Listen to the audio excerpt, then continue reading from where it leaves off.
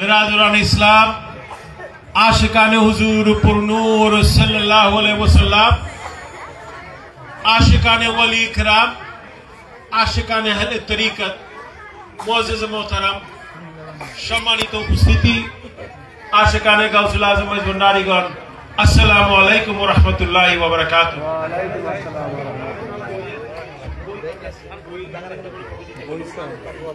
अल्लाह रब्बुल आलमीन दरबारे जाने लख कोटि शुक्रिया। তিনি তারিক মাহবুব ওলিয়ে खुदा नूर खुदा हुजूर गौसुल आजम सैयद अहमदुल्लाह भंडारी किबला ओलिए खुदा नूर खुदा हुजूर गौसुल आजम सैयद गुलाम रहमान भंडारी भंडारी किबला ओलिए खुदा नूर खुदा हुजूर गौसुल जमान अलहज मौलाना सैयद शफीउल बशर अल-हसानी भंडारी किबला तरीका भंडारी शाने आयोजित আল্লাহ রাসূলের মাহফিলে তিনি আমাদের সবাইকে এখানে উপস্থিত থাকার তৌফিক দিয়েছেন। সবাই বলে আলহামদুলিল্লাহ আলহামদুলিল্লাহ।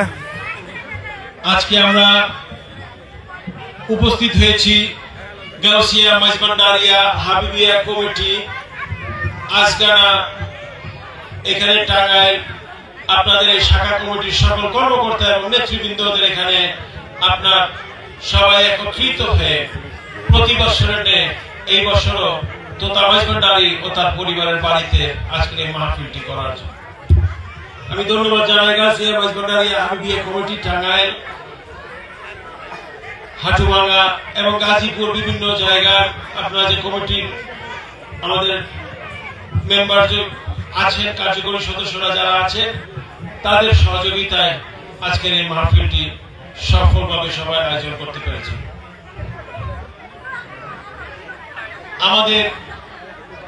আমি আজকে এখানে আসার আগে কোথায় গেলাম মাধবপুর গেলাম দীর্ঘদিন পরে সেখানে মাহফিল হয়েছে। সেখানে আমি কিছু কথা বলেছি আপনাদেরকে, সেই কথাগুলো আমি মনে করি যে আপনাদেরও শোনার দরকার।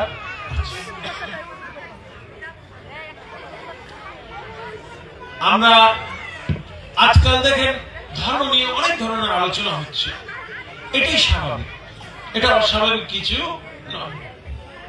ধর্ম হলো আমাদের অস্তিত্বের মূলেই হলো ধর্ম, কিন্তু এই ধর্মকে আমাদের পেতে হলে সর্বপ্রথম আল্লাহর উপরে ঈমান আমাদের লাগবেই লাগবে।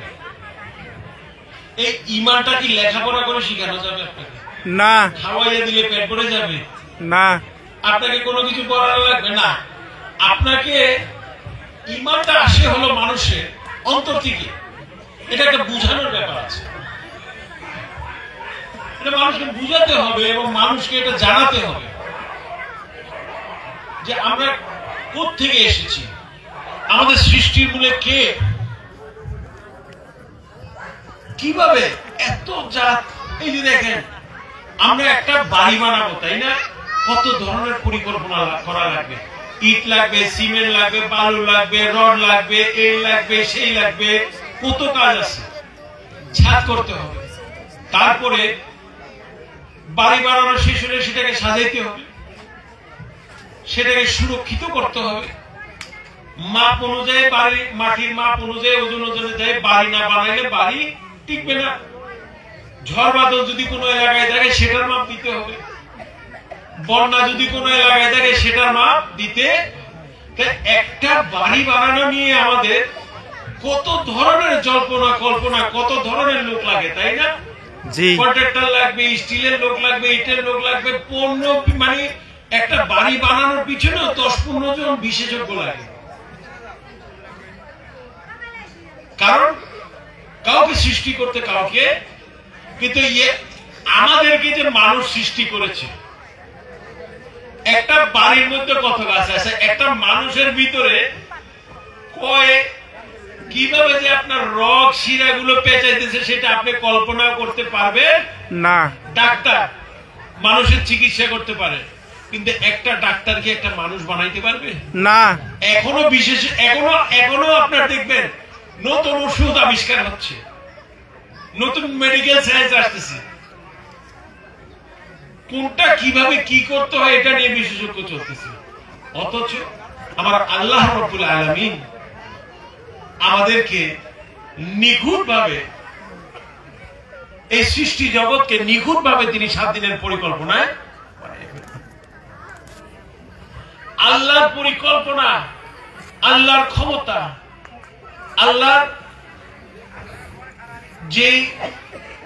আল্লাহ যেভাবে চিন্তা ভাবনা করেন, এটা সৃষ্টি জগতে কারোর সাথে তুলনা করলে যাবে না।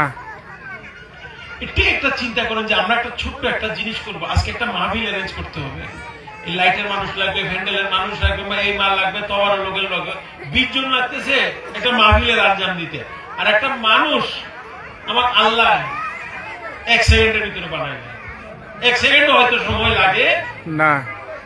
এইটা হলো সৃষ্টিকর্তা, যে 18,000 মাখলুকাত তিনি সৃষ্টি করেছেন। এবং এটার মধ্যে আরো কিছু ফাঁক ফোকর আছে, এটার মধ্যেও কিছু আরো ভেদাভেদ আছে।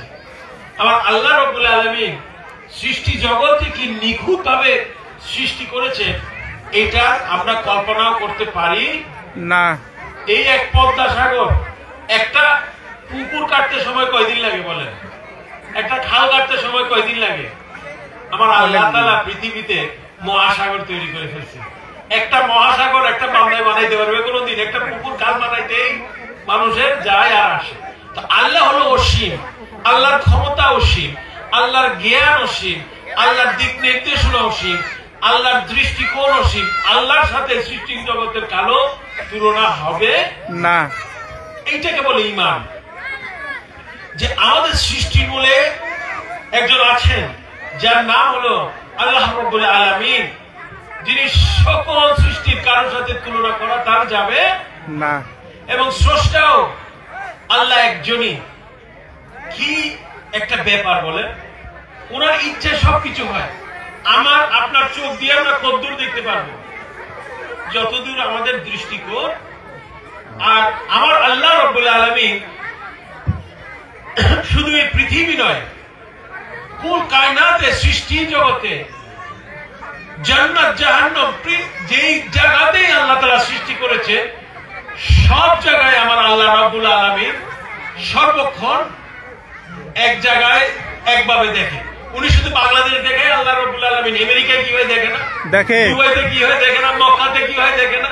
দেখে। আল্লাহর শক্তি হবে এটা, যে আমি কল্পনার বাইরে এটা আমার। এবং যে আল্লাহর হুকুম ছাড়া কোনো কিছু হয় না। সৃষ্টি জগতে আমরা লাইট বানাইছি, লাইট, তাই না? জি। এখন কারেন্ট চলে যদি যায় কিছু দেখা যাবে না, অন্ধকার হয়ে যাবে না? জি। কিন্তু এখন যদি আপনি 12 ঘন্টা বসে থাকেন, সকাল 6টা হয়, তখন কি কিছু দেখা যাবে? যাবে, বেলা যাবে, যাবে। 7টা বাজে এখানে আলো লাগবে নাকি লাগবে না? লাগবে না। কেন লাগবে না বাবা? সূর্যের আলোয়। আল্লাহর লাইট আর আমাদের লাইটের অবস্থা দেখছেন, জি। এইটা কোনো তুলনা করা যায় না। যে একটা সূর্য, আল্লাহ একটা লাইট বানাইছে, যে লাইট দিয়ে সারা পৃথিবী আলোকিত হচ্ছে। আর আমরা একটা লাইট বানাইলে এগোর থেকে ওইগোর দেখা যায় না। জি। তাই আল্লাহর উপরে বিশ্বাস থাকতে হবে, ঈমান আনতে হবে, আল্লাহ তাওহীদ, আল্লাহর একাত্মতাতে বিশ্বাস করতে হবে। কারণ আমরা সৃষ্টি জগতে কত পাওয়ার দিয়ে লাইট বানাবেন আপনি? আর আল্লাহ যে একটা সূর্য বানাইছে, না আছে কোনো তার, না আছে কোনো কারেন্ট, আল্লাহ বানাই দিল, এটা জল জল কইরা সৃষ্টি জগৎ, খালি এই পৃথিবী নয়, আল্লাহ সৃষ্টি করতে যা কিছু আছে এই সূর্য সবকিছু আলোকিত করতেছে।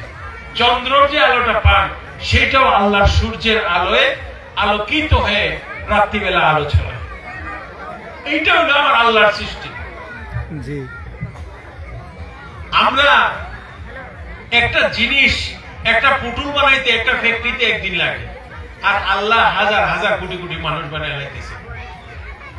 তাই আল্লাহর হুকুম এবং আল্লাহর ক্ষমতার উপরে আমাদের বিশ্বাস থাকতে হবে, যে এটাকে বলে ঈমান। যে আল্লাহ, আমি সৃষ্টি জগতে কাউকে তো দূরে থাক, আমার যতটুকু ঈমান আছে সবকিছু দিয়ে আমি আপনাকে আমার খালেক মালিক মালিক হিসেবে আমি মানি। আপনি ছাড়া এত কিছু করার, এত কিছু সৃষ্টি করার, এত কিছু সাজানোর কোন ক্ষমতা আমাদের কারো নাই। নাই। ঠিক একইভাবে আমরা যে আল্লাহর উপরে বিশ্বাস করব, ঈমানের মধ্যে রাসূলকেও লাগবে। সেই আলোচনার দিকে আমি যাচ্ছি না আজকে। সেটা মূলত আরো রিসালাতের উপরে, কালমার উপরে, দুরূদ শরীফের উপরে, ওটা একটু ভিন্ন আলোচনা। খালি এটাই বলতে চাচ্ছি যে আল্লাহ যে সৃষ্টিকর্তা, আল্লাহ যে এত বড় শক্তিশালী, আল্লাহ যে সবকিছুর মূলে আমাদের, একটা মা একটা শিশুকে জন্ম দিবে, সেটাও আল্লাহর হুকুম ছাড়া হবে না, দেখেন অনেকে বলে আমাদের ঘরের সন্তান হয় না। যেদিন আল্লাহর হুকুম হবে একটা কেন 10টা বেরিয়ে যাবে। সবকিছু দিয়েও ডাক্তারের ভাবে চিকিৎসা করবে, অবশ্যই করবে, কেন করবে না? দুনিয়াবি সবকিছুর দরকার আছে না? ডাক্তারের দরকার আছে, উকিলের দরকার আছে, ইঞ্জিনিয়ার আছে, অ্যাকাউন্টেন্ট, রাজনীতিবিদ সব আছে, কিন্তু সবাই তাদের ক্ষমতা জানান নিতে পারে যখন আল্লাহ রাব্বুল আলামিন তাদের উপরে রাজি হয়ে যায়। অনেকে 100 বছর চেষ্টা করে, 10 বছর চেষ্টা করে একটা কাজ করতে পারে না, আবার অনেকে দেখবেন 10 দিনে করে ফেলেছে। কোনো না কোনো কারণে আল্লাহর হুকুম সেখানে আছে। এই আল্লাহর হুকুমের মধ্যে নামাজ আছে, রোজা আছে, যাকাত আছে, হজ আছে, কলমা আছে, জিকির আছে, বায়াত আছে। এখন এই আল্লাহ আমাদের দেখেন, আমরা এখানে সবাই বসে আছি, আমাদের সবার সাথে সবার একটা সম্পর্ক আছে না? আছে। কোনো না কোনো ভাবে তো আসে। বন্ধু বলেন, তরিকত বলেন, এলাকা বলেন, পরিবার পরিজন বলেন, কোনো না কোনো ভাবে তো আমাদের একটা সম্পর্ক আছে। কিন্তু একটা সম্পর্ক আমাদের সবচেয়ে গুরুত্বপূর্ণ সম্পর্ক। এই যে লাইট যাইবো কইছি, দেখেন কার পায়ে তার লাগছে, লাইট গেছে গিয়ে হ্যাঁ। সূর্যরে ভাড়া দিয়ে লাইট বন্ধ করা যাবে না। আল্লাহ যখন বৃষ্টি হবে আপনার লাইটটা কেউ সূর্যের আলো পাবে না, আল্লাহ বলছে আমি ঢেকে দিলাম, তুমি কি করবা বান্দা? আপনি সানসেট লাগাইতে পারবেন, মেঘের তারাইতে পারবেন না। আল্লাহর শক্তি, আল্লাহর শক্তি। আল্লাহর উপরে ঈমান আনেন, আল্লাহর জিকির করেন, আল্লাহকে সবকিছুর মধ্যে শামিল করে ফেলেন। আল্লাহর বিকল্প কোনো কিছু নাই, তাওহীদের বিকল্প কোনো কিছু নাই, ঈমানের বিকল্প কোনো কিছু নাই। ওলি আল্লাহ সেও আল্লাহর বন্ধু, রাসূলুল্লাহ সেও আল্লাহর বন্ধু। বুঝেছেন? তাদের মধ্যে আল্লাহ আছে দেখে তাদের সম্মান বেড়ে গেছে। একটা সাধারণ মানুষ ওলি আল্লাহ হয়ে যায় যখন আল্লাহ চলে আসে তার মধ্যে। একজন আল্লাহর সৃষ্টি রাসূলুল্লাহ হয়ে যায় যখন তার সে আল্লাহর তো ওয়াহিদ উপর তার উপর নাজিল হয়ে যায়। সকল হুকুম, সকল ক্ষমতার উৎস হলো আল্লাহ রাব্বুল আলামিন। আজকে আমি যে এখানে আয়াত নিয়ে আপনাদের সামনে মাইক চালাতেছি, এটার হুকুমও আল্লাহ যদি বলে আমি তোমার বউ বানায় দিব, আমার মুখ দিয়ে আর 1 সেকেন্ড পরে আওয়াজ বের হবে না, এটা আল্লাহর হুকুম। অসুস্থ মানুষ যার চিকিৎসায় কোন রোগ, কোন ডাক্তার চিকিৎসা করতে পারে না, হঠাৎ করে দেখবেন ভালো হয়ে গেছে আল্লাহর হুকুম। আবার সুস্থ মানুষ দেখবেন এমন অসুস্থ হয়ে গেছে, তার ডাক চলে আসছে, দুনিয়ার ডাক্তারও তাকে বাঁচাইতে পারতেছে না। আমাদের দায়িত্ব হলো দুনিয়াবি ভাবে যেটা কর্তব্য হয়েছে আমাদের উপরে, যেটা হুকুম হয়েছে, নামাজের হুকুম আছে আমাদের উপরে, রোজা রাখার হুকুম আছে আমাদের উপরে, যাকাত হজের হুকুম আছে আমাদের উপরে যদি অর্থ থাকে, জিকির করার হুকুম আছে, বায়াত হওয়ার হুকুম আছে, আদব কায়দা করার হুকুম আছে, হক হালালি বাবা চলার হুকুম আছে, জিনা, ঘুষ, মদ, গাঁজা, নেশা এগুলা বর্জন করার হুকুম আছে। হ্যাঁ, গাঁজা খাইয়া জিকির কোন নবী ওলি করে নাই, আপনিও কইরেন, ঠিক আছে না? বলতে খারাপ লাগে, কিন্তু কিছু মানুষ আছে নিশা করেও তারা ধর্মের হুকুম অমান্য করেও তারা ওরা আল্লাহ বিল্লাহ করতেছে। যদি গাঞ্জাতে আল্লাহ থাকতো আমার হাতে একটা থাকতো এখন, বুঝছেন? আর কিভাবে বুঝাবো আপনাদেরকে? গাঞ্জা খাই আল্লাহরে পাওয়া গেলে আমি সারাদিন গাঞ্জা খাইতাম রে ভাই, এটা তো আল্লাহ নাই। মদ খাই আল্লাহরে পাওয়া গেলে আমি মদ খাইতাম, আল্লাহ নাই সেখানে। জিনা ঘুষে আল্লাহ থাকে সেটাই আমি করতাম, আমিও তো আল্লাহরে পাইতে চাই। তো আমরা যাদের অনুসারী, যাদের মাধ্যমে কুরআন সুন্নাহ যাচ্ছি, তারা যদি এই কাজগুলো বর্জন করে আমি আপনি কেন করব? আপনি কি শহীদ বাবা হাবিব বাবা থেকে বড় আল্লাহর ওলি হয়ে গেছে? না। তো এটি করে লাভ আছে? আর যদি করেন আল্লাহর কাছে তওবা করে এগুলো ছেড়ে আসার আমার একটা প্রতিজ্ঞা করতে হবে। হয়তো একদিন দুদিনও হবে না, কিন্তু চেষ্টা করে ছেড়ে দেন। এগুলাতে কোনোদিন কোথাও নাই। এটা যদি থাকতো আল্লাহ নেশাকে কোরআন শরীফে হারাম করতেন। আসক্ত এবং নেশা যে জিনিসেই আসে না কেন, সেই জিনিস আপনার জন্য হারাম হয়ে যাবে, কারণ আপনার একমাত্র আসক্ত হবেন আল্লাহর প্রতি, কোরআনের প্রতি, রাসূলের প্রতি, সুন্নাহর প্রতি, আল্লাহর হুকুম আহকামের প্রতি। এছাড়া আর কোনো কিছুতে আসক্ত হওয়ার দরকার নাই। আপনাদের বলি, কোরআন যেরকম মানুষকে নেশায় বিভোর করে দিতে পারে যদি ঠিকভাবে পড়েন, আর কোন দুনিয়াবি নেশার দরকার হবে না। আল্লাহর ওলিরা তো এইভাবে কাটিয়ে দিয়েছেন। আমার বাবা মন্ডারি মজুব হালে 12 বছর বঞ্জগল কাটিয়ে দিয়েছেন। কারণ কি? তিনি কোরআনের প্রতি, আল্লাহর প্রতি, আল্লাহর রাসূল তার সুন্নাহর প্রতি আসক্ত হয়ে গিয়েছেন। দুনিয়ার কোনো কিছু তাকে ছুঁইতে পারে নাই। আল্লাহর কোরআনের প্রতি আপনার নেশা চলে আসে, যখন আসক্ত হয়ে যাবেন, আপনি আকর্ষণ হয়ে যাবেন, তখন দুনিয়ার কোনো কিছু আর আপনাকে ছুঁইতে পারবে না।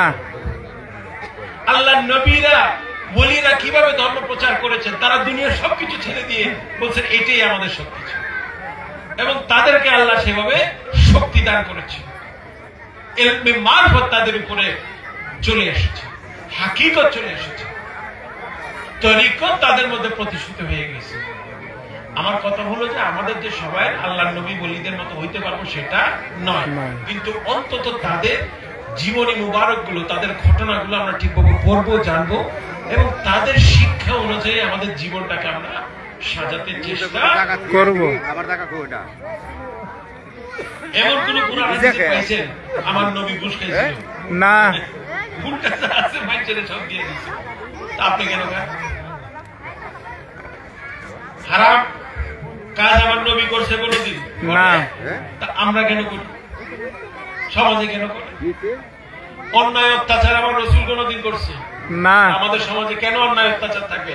আমরা কি আসলে মুসলমান হইছি নাকি? চিন্তা করবেন, যে সমাজে অন্যায় অত্যাচার থাকে সেই সমাজে কি আসলে মুহাম্মদ রাসূলুল্লাহর সুন্নাহ প্রতিষ্ঠিত হয়েছে কিনা আমার সন্দেহ। কিছু মানুষের মধ্যে আছে, অবশ্যই আছে। কিছু আল্লাহর ওলিরা তো বাংলাদেশে আছে, আমার রাসূল আযম দাঁড়িয়ে তার পরিবারে বাংলাদেশে আছে, কিছু কিছু জায়গায় আছে, কিন্তু ঢালাও ভাবে আমরা সেটা প্রতিষ্ঠিত করতে পারি নাই। কারণ এক মুসলমান আরেক মুসলমান থেকে চুরি করতে পারে না, তার ক্ষতি করতে পারে না। সে আল্লাহকে সাক্ষী মানে, সে রাসূলুল্লাহকে ভয় পায়, তার সুন্নাহকে সে আঁকড়ে ধরে। তো আমরা মুখে মুখে এক কথা বলে জীবনে আরেক কাজ করলে কিন্তু আমাদের সেই কাজের প্রতিফলন হবে না। কর্ম করেন সবসময় যে সিরিয়াস থাকতে হবে সেটা তো না। আমার আল্লাহ রাসূলের মধ্যে কত রসিকতা, কত প্রেম ভালোবাসা হয়েছে, এটা যদি আমি জানতে পারতাম, বুঝতে পারতাম, সবাইকে এমনি এমনি আমার বাবা মন্ডলীর দিকে পাগল হয়ে গেছে, কিছু তো পেয়েছি। হাবিব বাবার বাগান এটা, এমনি এমনি মানুষ বাগান হয়ে গেছে না। কিছু তো আদান প্রদান হয়। এবং বলছিলাম দুনিয়াবি সব সম্পর্ক সুন্দর হবে, ভালো হবে। হাবিব বাবার সাথে আমাদের একটা দুনিয়াবি সম্পর্ক আছে, তাই না? আমাদের মুর্শিদ কেবলা না? জি। কিন্তু এই সম্পর্ক কোরআনে উল্লেখিত সম্পর্ক। সুবহানাল্লাহ, সুবহানাল্লাহ। কারণ আল্লাহ তাআলা বলেছেন, এটা নিয়ে অনেক ওয়াজ করছি আপনাদের এখানে, আশেপাশে করছি, বলিয়া মুর্শিদা, মুর্শিদ ব্যতীত আল্লাহর রহমত পাওয়া যায় না। তাই ওনার সাথে যে আমাদের সম্পর্ক, এটা রুহানিয়তের সম্পর্ক, আল্লাহর সিলমানা আছে এই সম্পর্কে। আমি হাবিব বাবার কাছে, শহীদ বাবার কাছে যে বায়াত হয়েছি, আল্লাহ অনুমোদিত সম্পর্ক, কুরআন অনুমোদিত সম্পর্ক, এটার সিল আছে, এটা আল্লাহর তরফ থেকে এসেছে। একজন কামেল মুর্শিদের কাছে যাওয়া হলো কোরআনের হুকুম আদায় করা, সাহাবীদের সুন্নাত আদায় করা, এবং ওনার সাথে আমাদের দুনিয়াবি সম্পর্ক থাকবে যেটাকে শরীয়ত বলে, এবং তরিকত, হাকিকত, মারফত যেটাকে রুহানিয়ত বলে, সেটার সম্পর্ক আমাদের সাথে। কোরআন সত্য, তাইলে মুর্শিদও সত্য। নইলে কোরআনে মুর্শিদ শব্দ আল্লাহ তাআলা ব্যবহার করতেন না। পীর মুরিদ বলে কোনো শব্দ থাকতো না, বায়াত বলে বায়ুন বলে কোরআনে কোনো শব্দ থাকতো না, আউলিয়া আল্লাহ বলে কোরআনের শব্দ থাকতো না। কিন্তু এগুলো আছে। আমাদের পীর মুরিদের সম্পর্ক হলো জায়েজ। তিনি আমাদের পথ প্রদর্শক, তিনি আমাদের কিবলা, আমাদের দিক নির্দেশনাকারী, আমাদের ইবাদতের কিবলা হলো কাবা শরীফ। কিবলার দিকে তাকিয়ে আল্লাহকে সিজদা করি। আমার ধর্মীয় বাকি জীবনে আনুষঙ্গিক ভাবে আমাদের আরো দিক নির্দেশনাকারী আছে, আছে। কিন্তু অন্যতম এবং সবচেয়ে গুরুত্বপূর্ণ দুনিয়ার মধ্যে যে রুহানিয়াতের সম্পর্কটা আসে সেটা হয় আমার একজন কামেল ওলি মুর্শিদের সাথে। ওলিয়া মুর্শিদা, মুর্শিদ ব্যতীত আল্লাহর রহমত নাজিল হয় না, এটা কোরআন সাক্ষী আছে। এখন হাবিব বাবা আমারে বলছি আজকে আসার সময় সবাইরে অঢেল শুভেচ্ছা ভালোবাসা জানাবা, দোয়া জানাবা, দয়া জানাবা। আমি সারাক্ষণ আমার রুহানি সন্তানরা যারা আছেন গাজীপুর, টাঙ্গাইল, আশেপাশের এলাকায় সবসময় তাদের জন্য প্রতিনিয়ত তাদের জন্য দোয়া আমি করি। এইটাও তো একটা বড় পাবো। আমার মুর্শিদ কি বলেছে? প্রতিনিয়ত আমি আমার সন্তানদের জন্য দোয়া। আমার মুর্শিদের স্মরণে থাকা মানে হলো ওসিলা হয়ে আল্লাহ স্মরণে চলে যাবে। সুবহানাল্লাহ, সুবহানাল্লাহ।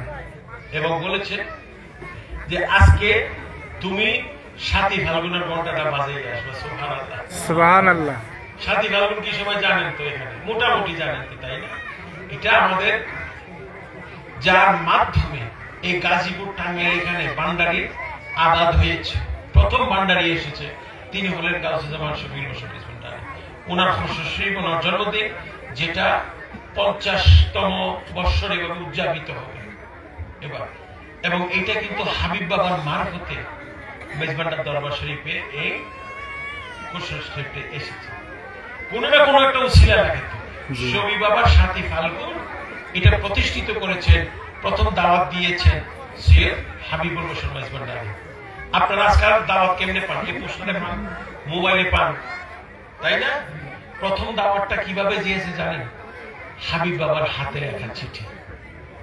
আপনারা কেউ কোনোদিন হাবিব বাবার কোন স্মৃতি চিঠি আছে কিনা জানি না।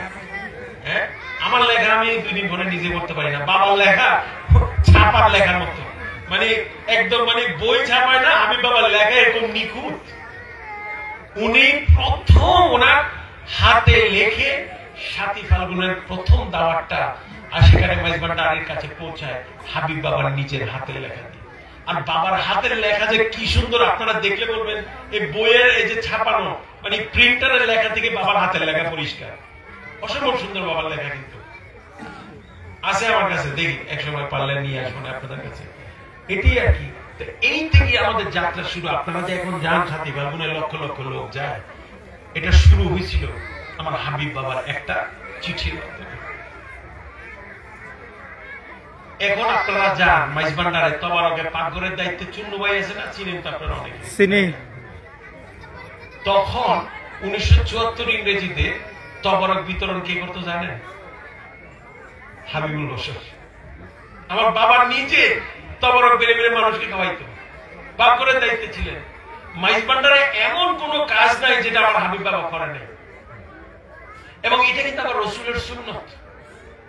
কারণ আমার রসুল সুস্থ থাকা অবস্থায় সারা জীবন তিনি ইমামতি করেছেন, নিজে নামাজ পড়াইছেন। সারা জীবন তিনি মাঠে ময়দানে থেকে মানুষকে নেতৃত্ব দিয়েছেন, তালিম দিয়েছেন। মানুষকে তিনি হাতে তুলে খাওয়াইছে, মানুষকে ঘরে ঢুকাইছে। আমার রসুলের যত সুন্নাত দেখবেন ওনার নিজের করা, কিন্তু কাউকে দিয়ে। আজকাল চেয়ারম্যান, ম্যানেজিং ডাইরেক্টর আছে না, ওনার কাছে যান, আমার স্টাফের কাছে যান, আমার স্টাফ আপনার জন্য সেটা করে দিবে। আমার রসুল কিন্তু সেটা করে নাই। নিজে থেকে মাঠে নেতৃত্ব দিয়েছেন সশরীর মোবারক নিয়ে। এই নামাজের হুকুম আমাদের উপরে নাজিল হয়েছে। আমার রসুল পাক সশরীরে ওনার মক্কা মুআজ্জামা থেকে বাইতুল মুকাদ্দাসে গেলেন, বাইতুল মুকাদ্দাস থেকে আরশ আজিমে তিনি চলে গেলেন, সিদরাতুল মুনতাহা পার করে নিজে সশরীরে যে আল্লাহর থেকে সালাতের হুকুম নিয়ে এসেছেন। সুবহানাল্লাহ সুবহানাল্লাহ। নিজে হজ করে হজ শিখাইছে, নিজে নামাজ পড়ে নামাজ শিখাইছে, নিজে রোজা রেখে রোজা শিখাইছে, নিজে কোরআনের তালিম দিয়ে মানুষকে আলেম হওয়া, ওলি হওয়া শিখিয়ে দিয়েছে, নিজে বায়াত করে মানুষকে বায়াত হওয়া শিখিয়ে দিয়েছে। আমার রাসূল জবানে কিছু করেন নাই, জবানের সাথে ওনার কাজে কর্মের মিল আছে। এইটা হলো আমার রাসূলুল্লাহ, যার কোনো নজির নাই এই সৃষ্টি জগতে। তিনি খালি মুখে মুখে কথা বলেন নাই, করেও দেখাইয়া দিছে। অলৌকিকটাও দেখাইছেন, মারফতও দেখাইছে, হাকিকত দেখাইছে কোরআন নাজিল করে আল্লাহর তরফ থেকে, তরিকত দেখাইছে কোন পথে চলতে হবে, এবং শরীয়ত দেখাইছে শরীয়তের প্রত্যেকটা হুকুম পালন করে। এটা হলো মুহাম্মদ রাসূলুল্লাহ সাল্লাল্লাহু আলাইহি ওয়াসাল্লাম, যার মধ্যে নূরানিয়ত আছে, মাহবুবিয়ত আছে, নবুয়ত আছে এবং ইনসানিয়ত আছে। আমার রাসূল যে মানব সুরতে দুনিয়াতে আসছে, এটা তো অস্বীকার করি না, আমরা করব না, কিন্তু উনি ওয়ান ডাইমেনশন, ওনার অনেক ডাইমেনশন আছে, অনেক দিক আছে। সবগুলাকে প্রকৃত মুমিন স্বীকার করে নেবে। আর যারা প্রকৃত মুমিন নয়, তারা আমার রাসূলুল্লাহ এটা সেটা মেনে আর বাকি 10টা মানবে না। নামাজ দিনে 5 ওয়াক্ত। আপনারা যদি কেউ জিজ্ঞেস করে তুমি কি নামাজ পড়ছো, আপনি এক ওয়াক্ত করে বললেন নামাজ পড়ছি। আমাদের মুসলমান জগতেও কিছু লোক আছে, নবীরে মানো, ওই 2টা মাইনে কয় মানি, বাকি মানে আপনি এক ওয়াক্ত নামাজ পড়ে 4 ওয়াক্ত নামাজ পড়লেন, আপনার কি নামাজ পরিপূর্ণ হইলো না? আপনারা জিজ্ঞাসা ভাই তুমি কি নামাজ পড়ছো আজকে? ভাই পড়ছি। এখন নামাজ ভাই পড়ছির মধ্যে কমপক্ষে 5 ওয়াক্ত পড়তে হবে আপনার, নইলে তো আপনি গুনাহগার হয়ে যাবেন।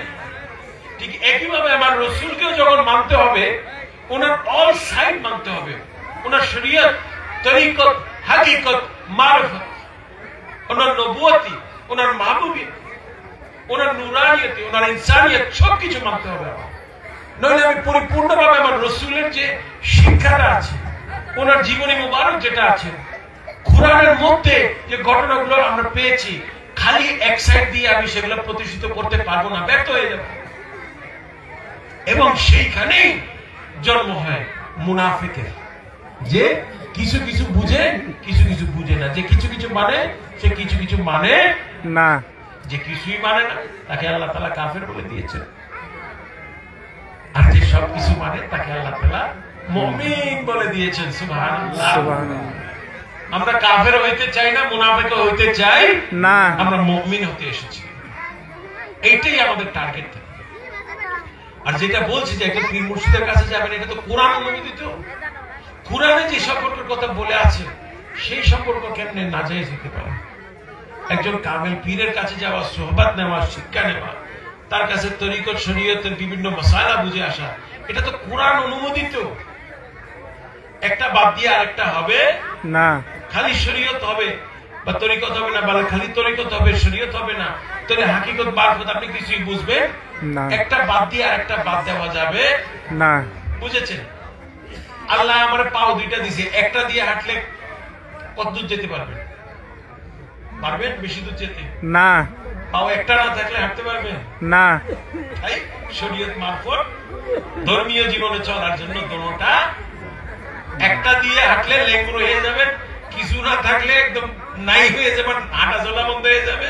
আর 2টা দিয়ে যদি চলতে চেষ্টা করেন শরীয়ত এবং মারফত, তাইলে আপনার জীবনটা চলার পথ সুন্দর হয়ে যাবে, আপনার তরিকত জীবনের, ধর্মীয় জীবনের যাত্রা অনেক সুন্দর হয়ে। যাই হোক, যারা নতুন বায়াত হয়েছেন আজকে, বা যারা বায়াত হয়েছেন, মাইজবান্ডার দরবার শরীফ সম্পর্কে এখনো আপনাদের ধারণা কিছুটা নাই। এখন আপনারা যদি বলে ঢাকা কোথায়, আপনি বলবেন হবে কোন দেশে? আপনারা বাংলাদেশি হিসাবে কেউ বলবে আপনি বাংলাদেশ জানেন না? আমার দেশ সম্পর্কে, আমার জাতি সম্পর্কে আমার কিছুটা জ্ঞান জানতে হবে, এটা আমাদের কর্তব্য। আপনি বললেন ভাই আমি মুসলমান কিন্তু আমি নামাজ পড়তে পারি না, আপনি কি প্রকৃত মুসলমান হইলেন? না। আমি আল্লাহর জিকির পারি না। ভাই কেমনে আল্লাহর জিকির করে? তাই মাইজবান্ডারে বায়াত হয়েছেন, মাইজবান্ডার দরবার শরীফ সম্পর্কে জানতে চান, বা মাইজবান্ডার তরিকাকে পছন্দ করেন, দরবার শরীফে যান, বা তরিকতপন্থী আপনি, কিন্তু বাংলাদেশের একমাত্র স্বতন্ত্র তরিকা আমার গাউসুল আজম হন্ডির মাধ্যমে যেটা প্রতিষ্ঠিত হয়েছে, যে দরবার সাহেব গাউসুল আজম হযরত কিবলা কাবার মাধ্যমে প্রতিষ্ঠিত হয়েছে, যে তরিকা এবং দরবার সাহেব বিশ্বে পরিচিত হয়েছে গাউসুল জামান শিবিবার মাধ্যমে, সেই তাদের বংশ পরিচিতি জানতে হবে, তাদের ধর্মীয় যে একটা হেরিটেজ আছে, যে ঐতিহ্য আছে সেটা জানতে হবে, তাদের পীরের সিলসিলা জানতে হবে, তরিকতের হুকুম জানতে হবে, দরবার শরীফের সবকিছু জানতে হবে। সবই বাবা এই কিতাবটা সবাই নিয়ে যাবেন, লাল কিতাবটা সবাই যারা জানতে চান নিয়ে যাবেন। যারা নিশান উড়ান কিন্তু এখনো নিশানের খোঁজ খবর রাখেন না, দয়া করে এই বইটা নিয়ে যাবেন, কারণ জানতে হবে তো। মানুষ বলবে তুমি এটা কিসের নিশান লাগাইছো, এটার মানে কি? আমার বাবাই দিছে, আমি লাগাইছি। এটা কোনো উত্তর হতে পারে না। আমার বাবা আমাকে শিখিয়েছে, আমি লাগিয়েছি, এটার মূল শর্ত হলো এগুলা, এটার মূল ব্যাখ্যা হলো এটা, তাহলে উত্তরটা পরিপূর্ণ হয়ে যাবে। আহলে বায়াতে রাসূল, আমার রাসূলের পরিবারকে আল্লাহ তাআলা কোরআন শরীফে নিষ্পাপ ঘোষণা করেছে। কয়জন জানি বলেন? কয়জন জেনেও বা মানি বলেন? কিন্তু আল্লাহ পাক কোরআন শরীফে এই জিনিসটা দান করেছেন আমাদের। এটা নিয়ে আমার হাবিব বাবা চমৎকার একটি কিতাব তিনি এখানে রচনা করেছেন।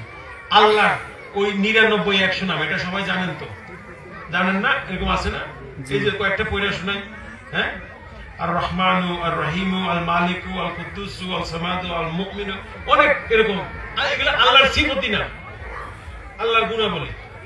এখন কাউরে যদি বলি আমার রাসূলের কয়টা সিফতি নাম আছে কত, অনেকে জানবে না। এখানে 201টা দেওয়া আছে। এটা যদি পরের দিনে একবার 201টা, আমার রাসূলুল্লাহ পক্ষ থেকে কত সওয়াব আসবে ওনার দুরূদ পড়ার উপরে, এটা তো আপনারা ভালো মতো জানেন। এটা নিয়ে এবং আরেকটা কিতাব আছে আল্লাহর নিদর্শনের উপরে, আল্লাহর ওলি আল্লাহদের নিদর্শনের উপরে, নবী পয়গম্বরদের নিদর্শনের উপরে।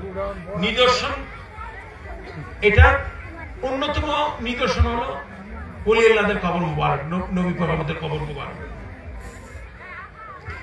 আমরা যখন নামাজ পড়ি,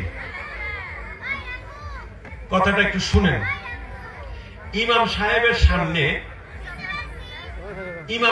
সামনে কোনো কিছু রাখা থাকে? যখন মসজিদে নামাজ পড়ে খালি থাকে না? জি। দেয়াল থাকে, আর কিছু থাকে না। হ্যাঁ, না। কেউ কি স্যান্ডেল রাখে? না। স্যান্ডেল রেখে তারপরে নামাজ পড়ে সেজদা দেয় না? না। কারো পাউডার কিছু থাকেনি মসজিদের সামনে? ইমাম সাহেবের না। আমরা একজনের পিছে একজন কাতার করে নামাজ সেজদা দেই কাকে? আল্লাহকে। এখন সেজদায় কারো স্যান্ডেল পাওয়ার দরকার আছে? না। এখন আল্লাহ কিছু দরকার আছে। কার দরকার? আপনার আমার নয়। যে আল্লাহর নবী তার যে কাফেরদের সাথে যুদ্ধ করেছে, নমরুদের সাথে যুদ্ধ করেছে, যে আল্লাহ কাবা ঘর যেটা আপনি পাচ্ছেন এখন, সে কাবা ঘরকে পুনর্নির্মাণের ছক দিয়েছে হযরত ইব্রাহিম আলাইহিস সালাম।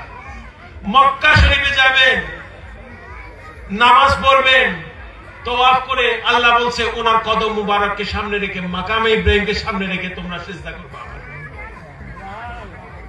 সবকিছু নিয়ে শিরিক ফতোয়া চলবে না।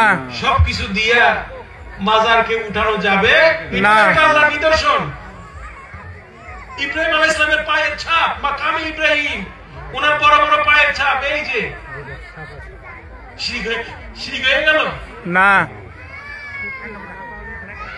আমার কথা হলো এগুলো ঘুরতে ঘুরতে বাংলাদেশে আজকাল শিরিক বেদাত মনে হয় বাজারে পাওয়া যায়, চার দোকানে পাওয়া যায়, মনে হয় 2 টাকা 5 টাকা কেজিতে পাওয়া যায়। সবকিছুতে শিরিক হয় না। বিশেষ করে আল্লাহর নিয়ামত প্রাপ্ত বান্দাদের মাজার, নিদর্শন, নিশানা যে এখানে আছে। হাতিমে উনার পুত্র নবী ইসমাইল আলাইহিস সালামের কবর মুবারক মাজার কাবা ঘরের পাশে। আপনারা অনেকে গিয়েছেন মক্কা শরীফে, তওয়াফ করেছেন, এগুলো সামনে রেখে আল্লাহর ইবাদত করেছেন, শিরিক হয়ে গেছে না। সাফা মারওয়াতে যান, যেখান থেকে আবে জমজমের পানি খান, যেখানে শিশু ইসমাইল তার পা ছোড়াছড়ি করছিল, সেখান থেকে আসলো ওনার মারফতে আবে জমজমের পানি আল্লাহর তরফ থেকে। সব আল্লাহর ক্ষমতা হয় তার নিয়ামত প্রাপ্ত বান্দাদের মাধ্যমে। কোরআন পেয়েছেন আমার রাসূলের মাধ্যমে। তো এই জিনিসগুলো একজন ওসিলা মানা হলো আল্লাহকে মানা, আল্লাহর হুকুমকে মানা। ওসিলা অমান্য করা হলো শয়তানের রাস্তা ধরা, ইবলিসের রাস্তা ধরা। বুঝেছেন আপনারা বাবারা? জি। জানতে এই যে আমি নিজে দেখেন কত জায়গায় যে কত সাহাবী কত ওলিদের মাজার জিয়ারত করছি। পৃথিবীর এমন কোন দেশ নাই যেখানে মুসলিম ধর্ম পাবেন, ইসলাম ধর্ম পাবেন, মুসলমান পাবেন যেখানে মাজার নাই। প্রত্যেকটা দেশে আছে। তাই মাজার নিয়ে কয়দিন আগে যে ভাঙাভাঙি ব্যবসা করেছে, তারা ইসলাম বিরোধী, তারা আল্লাহ বিরোধী, তারা কোরআন বিরোধী, তারা শরীয়ত বিরোধী, তারা ওলি আল্লাহর দুশমন, নবীর দুশমন। ইসলামের দাওয়াত দিয়ে কেউ ধ্বংসযজ্ঞ চালাতে পারে না। আল্লাহর মনোনীত জায়গাগুলোকে তারা ধ্বংস করতে পারে না। মানুষকে আঘাত করতে পারে না, পশু পাখিকে আঘাত করতে পারে না। তাই এই ধরনের লোকজনদেরকে আপনারা সমর্থন করে উস্কানি দিবেন না। এরা ইসলামের নামে দুর্নাম বয়ে আছে, ধর্মের জন্য, জাতির জন্য, আমাদের দেশের জন্য এবং আমাদের সমাজের জন্য। যদি কোনো ভুল কোনো কিছু তো হয়ে থাকে, আমার কথাতেও ধরেন আজকে কিছু ভুল হয়ে থাকলো, এটার সমাধান করার একটা রাস্তা আছে কথাবার্তার মাধ্যমে। আল্লাহ তাআলা আমাদের শরীরে সবচেয়ে শক্তিশালী কি জিনিস বলেন তো? আমাদের ব্রেন। ব্রেন যেটাতে আঘাত করা যায় না, কিন্তু যে ব্রেন না থাকলে আপনার সাথে সাথে নিস্তেজ হয়ে যাবেন। ব্রেন স্ট্রোক বলে না? জি। স্ট্রোক, ব্রেন স্ট্রোক মানে মানুষ নেই, এটাকে আবার যখন ফেরত আনা যায় তখন সেটাকে হয়। এত হাড্ডি মাংস, হাঁটুর হাড্ডি কত শক্ত, কিন্তু ব্রেন যদি আপনাকে সিগন্যাল না পাঠায় আপনি নিস্তেজ হয়ে যাবেন। তো এটাকে ব্যবহার করেন। লাঠি আজকে এখানে আপনারা মাইজবাটারে মাহফিলে আসছেন, আমরা বন্দুক লাঠি ছোটা কেউ আনেন নাই, বোমা টোমা নাই কারো কাছে? না নাই না। লিগে নাই। আজকে আমি দেখলাম একটা আসার মাহফিলে ফোলার হাইট 5 ফিট, বাসের হাইট 6 ফিট।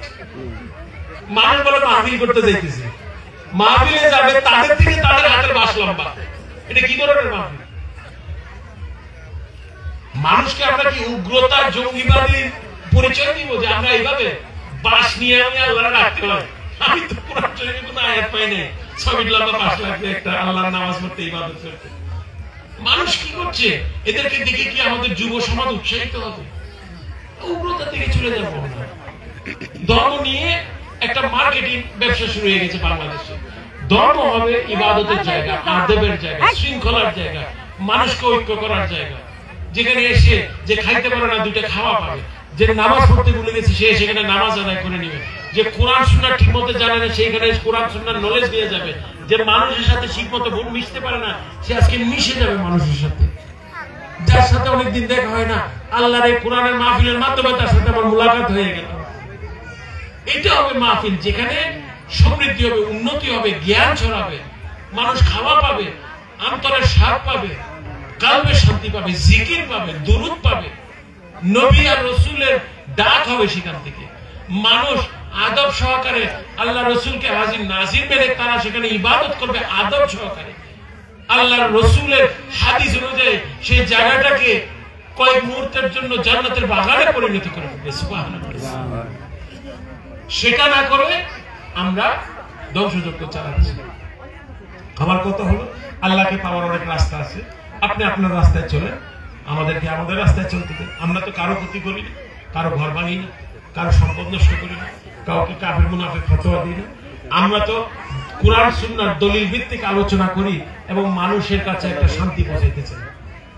প্রতিটা মাহফিলে আমাদের এখানে মানুষজন আসে, তাবারক নিয়ে যায়, খুব কম জায়গায় হয়। বুঝেছেন? রুহের শান্তিও পাওয়া যায়, পেটের শান্তিও পাওয়া যায় ভান্ডারির মাহফিলে আসলে। আর কি বলবো বলে, এগুলো তো আমার রাসূলের সুন্নাত। এটা নিয়েও মানুষ দেখি ওয়াজ করে, তারা কোনো ভালো কিছুই সহ্য করবে না যতক্ষণ আপনি তার সাথে একমত পোষণ না করবেন। তারা আল্লাহকে নিয়ে তাদের টেনশন নাই, রাসূলকে নিয়ে টেনশন নাই, কোরআন সুন্নাহ নিয়ে তাদের টেনশন নাই। আমার সাথে একমত হইলে আপনি জান্নাতে চলে যাবেন। মাহফিলে হয়তো দেখবেন সার্টিফিকেট দিয়ে দিয়েছে, জান্নাতে সিট বিক্রি হচ্ছে।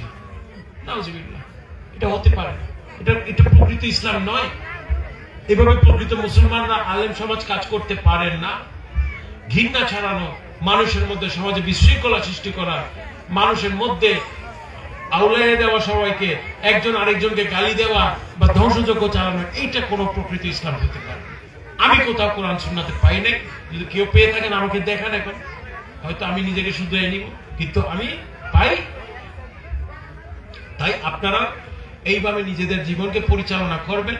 আমাকে দেখে যেন আরো 10 জন ইসলাম ধর্ম গ্রহণ করতে, তরিকত গ্রহণ করতে, মাইজবান্ডার দরবার শরীফে আসতে, আমার রাসূলের দুরূদ পড়তে, আল্লাহর ইবাদত করতে উৎসাহিত, তখন আপনি আসল মাইজবান্ডারি হয়ে যাবেন।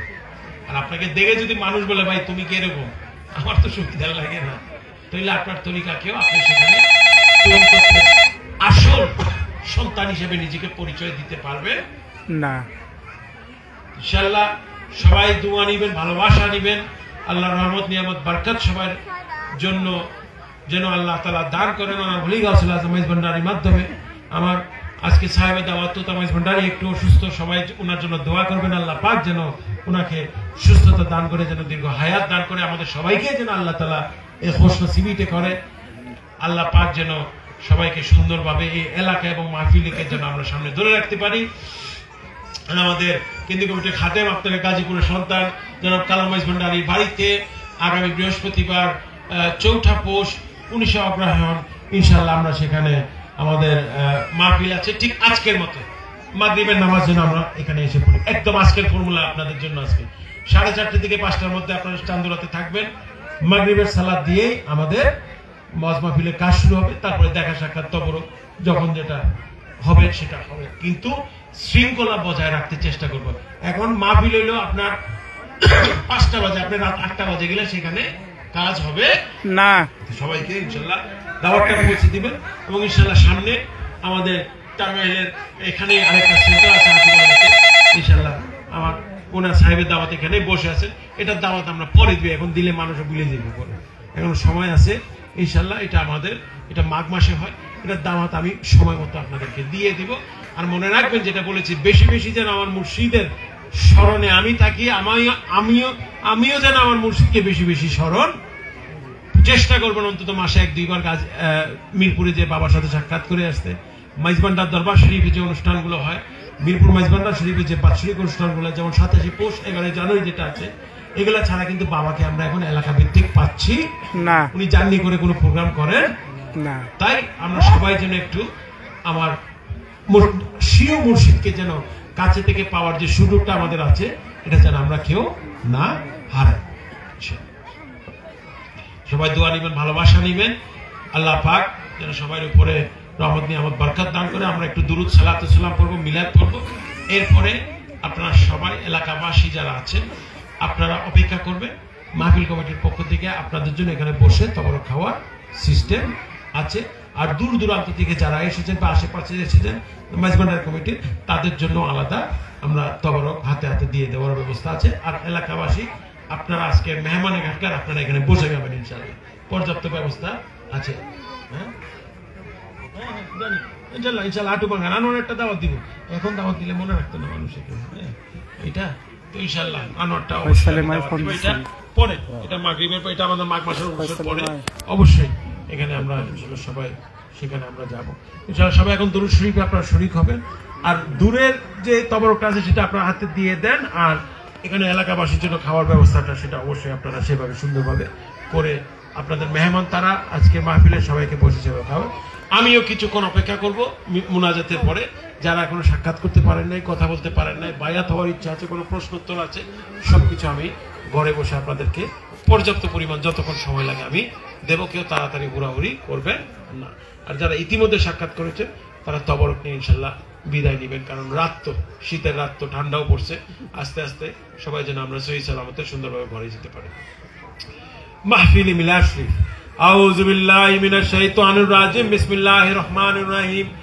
মা কানা মুহাম্মাদুন আবাদিম মির রিজালিকুম ওয়ালাকিন রাসূলুল্লাহি ওয়া খাতামান নবিয়্যিন ওয়া কানা আল্লাহু বিকুল্লি শাইইন আলিমা। ইন্নাল্লাহা ওয়া মালাইকাতাহু ইউসাল্লুনা আলান নবী ইয়া আইয়ুহাল্লাযীনা আমানু সাল্লু আলাইহি ওয়া সাল্লিমু তাসলিমা। আল্লাহুম্মা সাল্লি আলা সাইয়্যিদিনা কেদা কেদা কেদা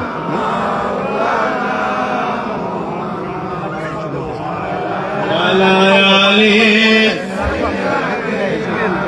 मौलाना मुहम्मद अल्लाहुम्मा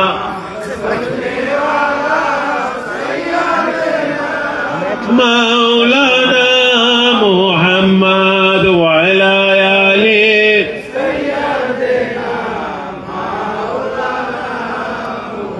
मरहबा मरहबा या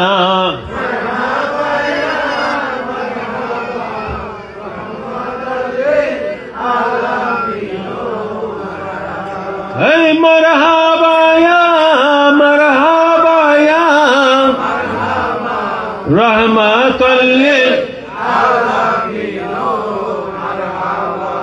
जलवागर हो या शफीउल मुजनबीन जलवागर हो रहमतुल लिल आलमीन मरहबा या मरहबा या मरहबा रहमतुल लिल आलमीन मरहबा मरहबा या मरहबा या मरहबा रहमतुल लिल आलमीन मरहबा। तवल्लक शरीफ यानी 12वीं तारीख रबीउल अव्वल के पीर के दिन वक्त सुबह सादिक हजरत सैयद कौनैन सुल्तान द्वाराइन अहमद मुस्तफा मोहम्मद मुस्तफा सल्लल्लाहु अलैहि वसल्लम हजारों जाओ जलन से दौलते सिर के बाले में जहूर जलाल फरमाया जय नसीब हम से वक्तों को दौलत वारी से माला मल फरमाया यह है जिक्र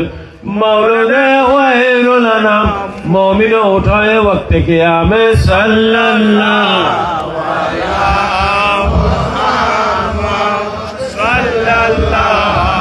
अलैहि वसल्लम सल्लल्लाहु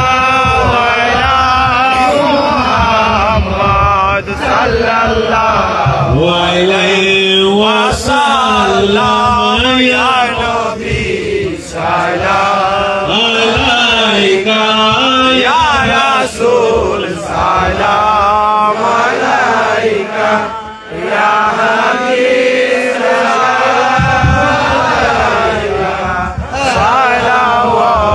सलावतुल्लाह अलैका साहिबे इन्ना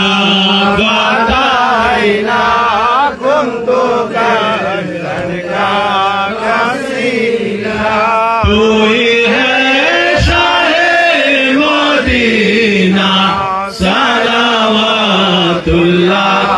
अलैका या नबी सलाम अलैका या रसूल सलाम अलैका या हबीब सलाम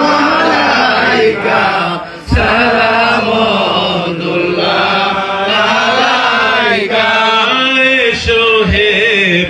मेरे शोफी राज होइया आजी दिलदारा कबूल करो खुश नवाज सलावतुल्लाह अलैका या नबी सलाम अलैका या रसूल सलाम अलैका या हबीब सलाम अलैका सलामुल्लाह अलैका रब्बि सल्ली अला रसूलिल्लाह मरहबा या मरहबा या मरहबा अल्लाहुम्मा सल्ली अला सय्यिदना मौलाना मुहम्मद व अला आलि सय्यिदना मौलाना मुहम्मद मरहबा या मरहबा गौसुल आज़म मज भंडारी मरहबा है मरहबा या मरहबा गौसे जमन शोफी बाबा अल्लाहुम्मा आमीन। फरियाद रस तुझ बिन नहीं मौला मेरी फरियाद सुन सुल्तान ने शाहे जमी मौला मेरी फरियाद सुन मकसूद तन मतलूब जा मैं को मैं तू सारा जहां मुश्किल कुशा है आज़िज़ी मौला इंदा गरीब नवाज हज़रत ख्वाजा मोइनुद्दीन चिश्ती रहमतुल्लाह अलैहि के वास्ते बदफाइला गौसुल आज़म मज भंडारी सैयद अहमदुल्लाह बाबा जान किबला के वास्ते बदफाइला गौसुल आज़म मज भंडारी सैयद गुलाम रहमान बाबा भंडारी किबला के वास्ते बदफाइला गौसुल ज़मान मज भंडारी अलस मौलाना सैयद शफीउल बशर अलसानी मज भंडारी किबला के वास्ते या परवरदिगार या रहमान रहीम मौला আপনার আশিকানদের নিয়ে মস্তানাদের নিয়ে আপনার দরবারে আমরা হাত তুলেছি মাওলা আপনি আমাদের সকলের হাজিরিকে কবুল করে নিন মাওলা আপনি তো অন্তর্যামী সকলের অন্তরের ফরিয়াদ আপনার জানা আপনার কাজ খাজানা থেকে দম দিয়ে দৌলত ইজ্জত দিয়ে আমাদের সকলের বিকার ঝুলি আপনি পরিপূর্ণ করে দিন মাওলা আমরা জানিয়া না জানিয়া যদি কোনো সগীরা কবিরা গুনাহ করে থাকি মাওলা নবী পাক সাল্লাল্লাহু আলাইহি ওয়াসাল্লামের ওসিলায় আমাদের সকল গুনাহ খাতা আপনি maaf করে দিন মাওলা মাওলা অনেকে অসুস্থতা নিয়ে আপনার দরবারে হাত তুলেছে অনেকে মাওলা বিভিন্ন জটিল রোগে আক্রান্ত আপনার দরবারে হাত তুলেছে মাওলা অনেকে চলতে ফিরতে কষ্ট হয় মাওলা আপনার ওলি গাউসুল আজম মজবন্ডের ওসিলায় প্রত্যেককে আপনি স্বাভাবিক সুস্থতা দান করে দিন মাওলা মাওলা অনেকে আর্থিক কষ্ট নিয়ে আপনার দরবারে হাত তুলেছে মাওলা ঋণের বোঝা নিয়ে হাত তুলেছে মাওলা কর্ম নাই সেই বোঝা নিয়ে আপনার দরবারে হাত তুলেছে মাওলা সবাইকে পরিপূর্ণভাবে দ্বীনের মাওলা অনুযায়ী একটা কর্ম করার একটা রাস্তা আপনি তৈরি করে দিন মাওলা চাকরি বাকরি ব্যবসা বাণিজ্য কৃষি কাজ যে কোনো ভাবেই যেন আলেম সাহেবরাও যারা বিভিন্ন জায়গায় মসজিদ মাদ্রাসা খেদমত করছে যে কোনো ভাবেই যেন তারা একটা দুনিয়াবি ভাবে একটা আয়ের উৎস হক হালালি ভাবে সবাই অর্জন করতে পারে সেই তৌফিক তাদের দান করে দিন মাওলা সবাইকে ঋণ মুক্ত করে দিন মাওলা সুদ মুক্ত করে দিন মাওলা আমরা যেন পরিপূর্ণভাবে সংসার করতে পারি সুন্দরভাবে আমাদের হক হালালি উপার্জন দিয়ে সেই তৌফিক দান করুন মাওলা দিন দুনিয়ার পাশাপাশি যেন আপনার কোরআন সুন্নাহর প্রচার যেটা হচ্ছে তরিকায়ে মজ ভান্ডারিয়ার মাধ্যমে মুর্শিদ কিবলা হাবিব বাবার মাধ্যমে এই কমিটির মাধ্যমে হাবিব কমিটির মাধ্যমে সেইখানে যে আমরা পরিপূর্ণভাবে শরীক থাকতে পারি সেই তৌফিক আমাদের দান করে দিন মাওলা ভুল ত্রুটি ক্ষমা করে দিন মাওলা ইয়া রাব্বুল আলামিন আজকের এই মাহফিলকে ঘিরে যত হাদিয়া মানতি নজরানা তওফা তাবারুক যা কিছু আপনার দরবারে মাহফিল কমিটি সহ তোতা মজ ভান্ডারী সহ আশিকানে মজ ভান্ডারী সহ সবাই মিলে যা আপনার দরবারে পেশ করেছে সব কিছু আপনার ওলি গাউসুল আজম মজবুরের মাধ্যমে সেটা আপনি কবুল করে নিন মাওলা তাদের এই বাড়ি গাছ মানি জমিনি বলা থেকে হেফাজত রাখুন মাওলা কাজে কর্মে তাদের ব্যবসা বাণিজ্য আয় উন্নতি দান করুন মাওলা তরক্কি দান করুন মাওলা আমরা সবাই যেন পাঁচ ওয়াক্ত নামাজ পড়ে জিকির আজকার করে তাসবিহ তাহলিল করে রোজা রেখে হক হালালি ভাবে চলতে পারি সে তৌফিক আমাদের দান করে দিন মাওলা অন্যায় অবিচার ঘুষ সুদ সবকিছু যেন আমরা বর্জন করে চলতে পারি সে তৌফিক সে চলার রাস্তা আমাদের দান করে দিন মাওলা আমাদের সমাজ থেকে বিশৃঙ্খলা সন্ত্রাস উগ্রবাদী মৌলবাদী আপনি উঠে দিন মাওলা সবাই যেন আপনার আশিক হয়ে আপনার রাসূলের আশিক হয়ে কোরআন সুন্নাহ মোতাবেক আমাদের জীবনটা করতে পারি সেই তৌফিক আমাদের দান করে দিন মাওলা ইসলামের মাধ্যমে যেন আমরা গ্রামে গ্রামে সমাজে সমাজে এবং পুরো দেশে যেন আমরা শান্তি সমৃদ্ধি উন্নতি ইবাদত জিকির সালাতু সালাম প্রতিষ্ঠা করতে পারি সেই তৌফিক আমাদের দান করে দিন মাওলা আমরা সকলের অন্তরের ফরিয়াদ যা কিছু নিয়ে আপনার দরবারে আমরা হাজির হয়েছি মাওলা আপনি তো অন্তর্যামী সকলের ফরিয়াদ কবুল করে নিন মাওলা সামনে যারা মাহফিল করবে মাওলা কোরআন সুন্নাহর আলোচনা করবে মাওলা সেই অনুষ্ঠানগুলো তারা সুন্দরভাবে তারা আঞ্জাম দিতে পারে সেই তৌফিক দান করুন প্রত্যেকে আমরা সাথী ফাল্গুন দরবার শরীফ যেতে চাই মাওলা আপনার নূর আপনার আহলে বায়াত আপনার আওলাদে গাউসুল আজম মজ ভান্ডারী গাউসুল জামান শরীফ আর খুশরো শরীফে যেতে চাই সেই হায়াত দ্বারা যে তৌফিক আমাদের সবাইকে দান করে দিন মাওলা মুর্শিদ কিবলা হাবিব বাবাকে নিয়ে যুগ যুগ গোলামি করার তৌফিক খুশনসিবি আমাদের দান করুন মাওলা কবরে হাসরে যেন আপনার রাসূল এই কোরআন সুন্নাহর আলোকে জবাবগুলো দিতে পারে আপনার রাসূলের ঈমান থাকে আপনার ঈমান থাকলে আপনার মুরিদের ঈমান থাকে যে তৌফিক আমাদের দান করে দিন মাওলা মাওলা যারা একটা সন্তানের অভাব নিয়ে হাত তুলেছে তাদের জীবনে একটা সন্তান দান করে তাদের পরিবারকে আপনি পরিপূর্ণ করে দিন মাওলা যারা একটা সম্পর্কের অভাব নিয়ে হাত তুলেছে তার জীবনে একটা সম্পর্ক দিয়ে তাদের পরিবারটাকে পরিপূর্ণ করে দিন মাওলা। আপনার ওলি গাউসুল আজম মজমুদার রুহানি সন্তানরা যারা আজকে এখানে উপস্থিত থাকতে পারে না, তাদের জীবনকে আপনার রহমত নিয়ামত বরকত দিয়ে ভরপুর করে দিন মাওলা। আমাদের সবার হাজিরিকে কবুল করে নিন মাওলা। আপনার ওলি গাউসুল আজম মজমুদার ওলামান হিসেবে কবুল করে নিন মাওলা। রুহানি সন্তানের মর্যাদা যেন আমরা পরিপূর্ণভাবে পেতে পারি, সেই তৌফিক আমাদের দান করুন মাওলা। ইয়া আল্লাহ রাব্বুল আলামিন, সবকিছু আপনার জন্যই যেন আমরা করতে পারি, সেই তৌফিক আমাদের দান করে দিন মাওলা।